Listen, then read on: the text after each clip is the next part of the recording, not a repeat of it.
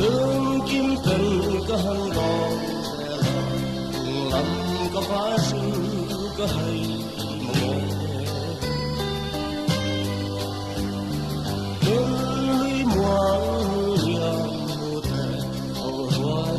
cánh hoa nhẹ và lại nó hiếm lại hoa kia dài đứng cần họ lại kia suy lưng hoa la lẽ ra trên thảo thầy hắn choán xe mò trên vì sao hoa liang trên lẽ nắp lao đông xì mò và lại đứng lo lẽ lại nhẹ yêu dài nhân hẹn xì lơ yêu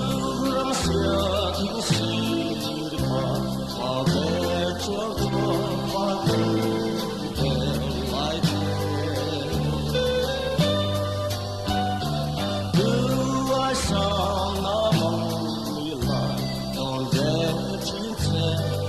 mò và lại nó hiếm lại đừng loạn thế dài đừng cần phò lại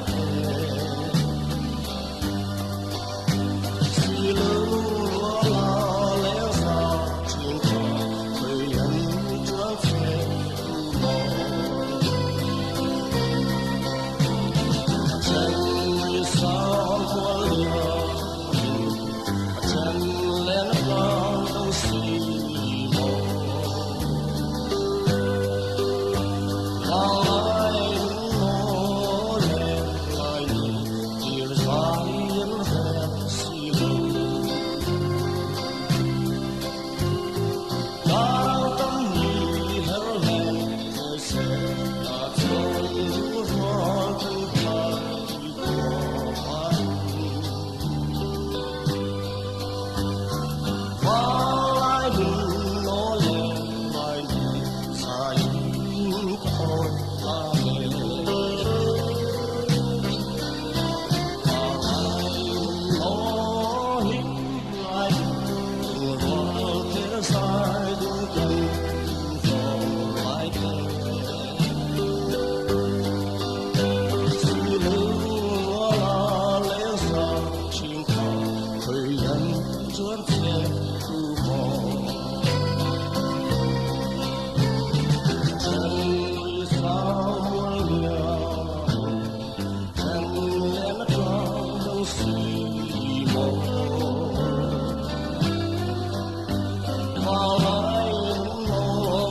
lẽ lại nhìn yêu dài nhân hẹn xì lơ tan tan xiang her xiang ma se chân ngã la